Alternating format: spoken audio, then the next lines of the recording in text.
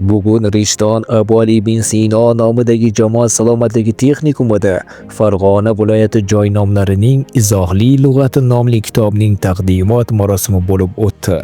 Mazkur nashr Farg'ona viloyati hududidagi joy nomlarining kelib chiqishi, tarixiy ildizlari va ma'naviy mazmuni yoritib berish bilan ahamiyatlidir.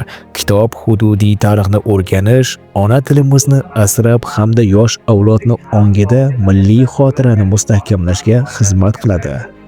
Taqdimot jarayonida Farg'ona viloyati hokimining ma'naviyat va davlat tili masalalari bo'yicha maslahatchisi Sohibjamol Tong'otarova, Nuroniy jamg'armasi tuman bo'limi boshlig'i viloyat deputati Tursunxo'ja Abdurahmonov, Rishton haqiqati gazetasi bosh muharriri vazifasini bajaruvchi shoir va tarjimon Tolibjon Nosirov, Respublika ma'naviyat va ma'rifat markazi tuman bo'linmasi rahbari Diloromxon Dadaboyeva, tuman axborot kutubxona markazi direktori Manzura Mamadaliyeva, shuningdek rishtonlik shoiralar Bonujon va Mavluda Jamoli ishtirok etdi.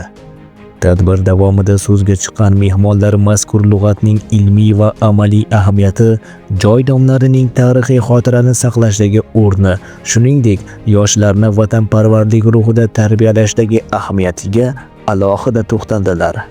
Taqdimot doirasida kitob mualliflari va nashr ustida mehnat qilgan ijodkorlar faoliyati alohida e'tirof etildi.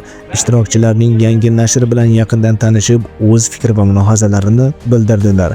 Shuningdek, tadbir adabiy chiqishlar va she'riy o'qishlar bilan yanada boyitildi. Tadbir yakunida bunday ma'naviy-ma'rifiy uchrashuvlar jamiyatda kitobxonlik madaniyatini yuksaltirish, tarixiy merosimizni asrash va targ'ib etishda muhim ahamiyat kasb etishi ta'kidlanadi.